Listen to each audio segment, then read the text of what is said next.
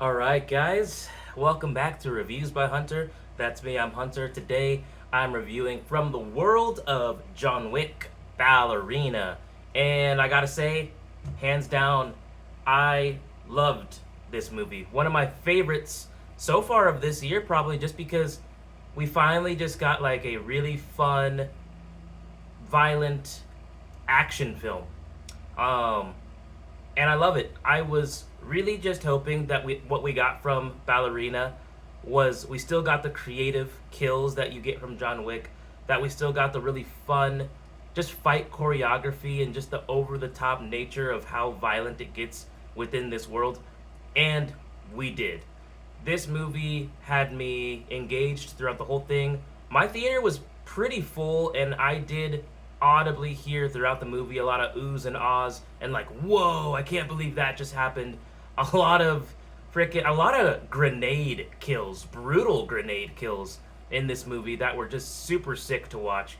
This movie was directed by Lynn Wiseman, but I've been hearing a lot of reports saying that Chad Stahelski or Chad Stahelski was actually the one that directed the majority of this movie and had to go back and I guess do a bunch of reshoots.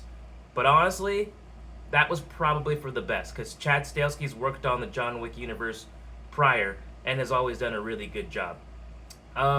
So yeah, plot wise, very simple revenge story. Eve Macaro is the character now played by Ana de Armas, who I thought had she had big shoes to fill. Yes, it's a spin-off movie, but it's a spin-off movie of one of the biggest, most popular like action hero franchises in like the last decade. John Wick was big. John Wick got big. And so I did have high expectations for this movie. I think that they met them, maybe even exceeded them. Eve Macaro's father is killed when she is young by this cult. She then grows up and gets raised by the Ruska Roma. So she gets trained to be an assassin. Okay. And even the training montage is fun, watching Eve become an assassin. At first, you can tell she's dedicated, but she's not John Wick level, for sure. She's deadly, but she's not John Wick level. I love that we have a moment with one of her trainers, I believe her name is Nagi. Nagi tells her that the reason she keeps losing is because she's leaning into the strengths of other people, particularly people that are bigger and stronger than her. She tells her that she needs to fight like a girl. And she does. She starts kicking people in the nuts. She starts poking people in the eye, using objects around her, a lot of weapons, just so many different ways for her to fight. I liked that she fights way differently than John Wick fights. So she's not like a carbon copy of John Wick. It's not just female John Wick. I think that Ana de Armas really steps into this character, Eve Macaro, and makes it her own. And I love it, man. You have scenes where she is getting beat up a little bit. She takes a couple of good hits throughout this movie. But, again, she just fights very, like, ruthlessly. You know, like I said, she'll gouge someone's eyes out. She'll grab whatever she can. There was a scene with a katana where she's just slicing people up. It's awesome, bro. I liked it. I liked a lot of the action. The plot is, pretty bare bones, but honestly, I mean, even the original John Wick film, the plot is someone kills his dog and steals his car, right? But I liked it. It's a good revenge movie. I think that if I had to nitpick anything about the movie, the only thing I'd really nitpick is that with John Wick, we saw John Wick, as crazy as he is, get beat up a lot, but still keep moving forward, still continue to just keep being this unstoppable force of nature until he got to whoever it was he was trying to assassinate. I think Eve Macaro, she does take a couple good hits in the movie, but for the most part, by the end, she just walks out with like a small cut and a small like bruise above her eye. And I felt like, it's okay to show a female lead character like go through it a little bit, have some battle scars, basically, is what I'm saying. It makes it more badass, is all I'm saying. That's a small nitpick. John Wick is in this movie more than you would think he is. He does make the cameo, like you see in the trailer, where Eve is asking John Wick, "How do I start doing what you do?" John Wick says, "Looks like you already have." He does come back at the end of this movie because Eve has gone against the rules of the director of the Ruska Roma to not engage with this cult because they don't conduct a business with them, and that they are highly dangerous and that they will kill for sport. Well, of course, Eve doesn't listen, infiltrates their base of operations, and the leader of that, his name is Winston. Oh no, not Winston. Winston's one of the good guys. The Chancellor. He's just called the Chancellor, played by Gabriel Bryan. He's the leader of this cult, right? Chancellor calls the director of the Ruska Roma and is like, if you don't call off Eve, who's massacring everybody, I'm gonna start a war. So the director's like, well, let me send someone who's capable. Well, that's John Wick. John Wick is ordered to go kill Eve. So we do get this fight between Eve and John Wick. I really liked that they didn't have Eve beat John Wick. It was very clear that he's just on another level, man. And they showed on multiple different times during their fight that if John Wick wanted to kill Eve, he could have.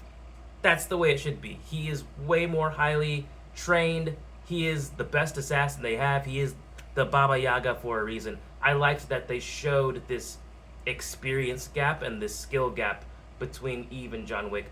Eventually, John Wick tells her, you need to finish this by midnight, otherwise I'm going to finish it. And, well, she does. And through this, we get some crazy action sequences. I think my favorite was the flamethrower fight. It's between her and this other member of the cult. They both are going at it with flamethrowers. It's just, dude, it's just fun to watch. And then at one point, almost like a video game, Eve like trades in her flamethrower for a water hose. So then it's water versus fire. That was fun to watch. That was a very memorable moment for me. I worried that John Wick was gonna maybe overshadow Eve because it's supposed to be her movie. In a way, yeah, when I do look back on the movie, like I think about the John Wick parts because, man, it's John Wick. But I still think that Eve shines when she is on screen and does a really good job making this movie her own thing. There's a lot of crazy scenes, man. What's another? There's a one where she puts on ice skates and uses them as weapons, and she's like slicing people and throwing it at them. I loved it. I loved seeing that, man. Sometimes when it comes to movies, I don't always need like a super deep, have to think about it, existential crisis type of movie. Sometimes you just want to see people get sliced and diced by katanas and ice blades and whatever else is around the environment. Dude, I don't even know what the kill count of this movie would be. Like, she kills a lot of people. She's like a walking, just ball of death. It's very interesting though because it's still very obvious. Again, one-on-one with John Wick, she can't hold a candle, but she was enough of a threat to make the Chancellor call the director and be like, "Hey, get this chick out of here." John Wick's Ballerina. I do think that the movie at the end could set up a potential sequel. We see Eve goes to visit one of her old ballerina dancing friends, Tatiana. She gets a notification on her phone that she has a bounty of I believe 5 million. And then we just see her kind of beginning to be on the run, and the movie ends. No post-credit scenes. That's it. Title card pops up from the world of John Wick, Ballerina. You know, if I had to rate this movie, it was so fun for me. It was so fun. The action was so good. And it just reminded me of all the things I love about John Wick, man. And that is a start to finish, like, non-stop action, people getting shot in the head, people getting grenades stuffed in their mouth and then dangled off a balcony. Okay, people getting hit by a car. Eve gets hit by a car at one point in the movie. I would give it a solid... I'm going to give it a solid... Maybe not solid. I'll give it... a 7.5 out of 10. I think that's still a pretty good rating. I give it a 7.5 out of 10 because it does do a lot of the things I like from the John Wick universe. It's a very solid spin-off movie. I I did feel that when you compare Keanu Reeves as John Wick and Ana de Armas as Eve Macaroon, I think Keanu Reeves that just has like this really charismatic on-screen presence. He never says a lot in the movies, but he still just has this aura about him. I felt like Eve, I didn't get the same amount of charisma. Not that Ana de Armas doesn't play the role good. She does. I think, again, part of that for me is I saw John Wick go to hell and back. I've seen this man fall out of windows and get hit by cars, and he's been shot out so many times. Like you know, the iconic, like, John Wick limp because he's just taken an absolute beating.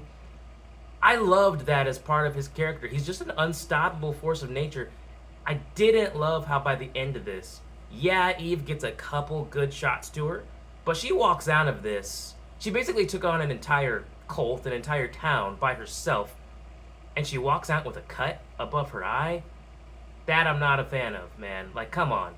That, it gets a little hard to suspend my disbelief. Like, I get it. Hollywood is so afraid of letting female leads, even in character, look as though they have taken damage, look as though that they have, you know, been through it. And I think it's a disservice to the character, because I think if she walks out of this with more battle scars, limping around like John Wick, still victorious, but you can tell, like, she was a warrior, right? I think it would have served as more, making her more badass. And so that's why I'm like, she's just not on the same level as John Wick. And that's okay. This is still, I very much recommend this movie, man. If you like John Wick 1 through 4, I do think you'll like this. It's pretty nonstop with the action, and again, my theater was audibly reacting throughout.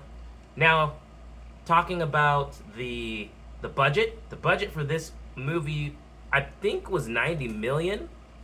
Let me check. Let me just do a double check on that. Okay, yeah, the production budget for Ballerina was $90 million. Now, it looks like it's not opening up super well. Let me see here. It opened to an estimated $25 million domestic, okay? So not amazing.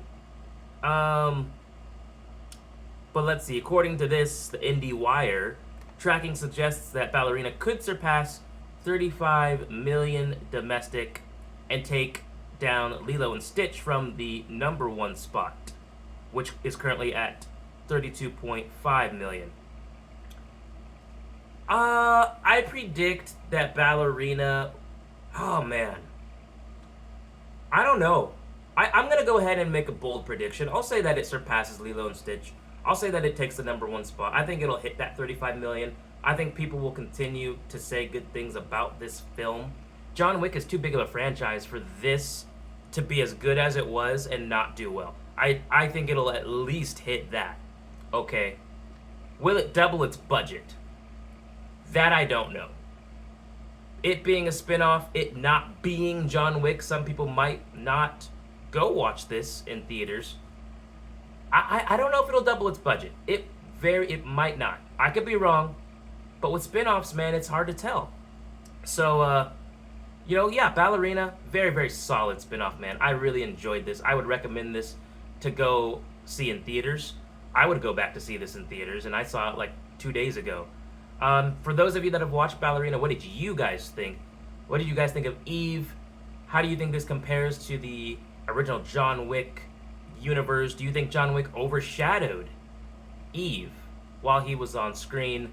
Let me know what you thought, and let me know if you even are interested in seeing this or seeing a Ballerina sequel. But that's about all I have for you guys. Thank you for watching. Please like and subscribe if you did like this video. If you do like movie reviews, that's what I do here at Reviews by Hunter, and take care.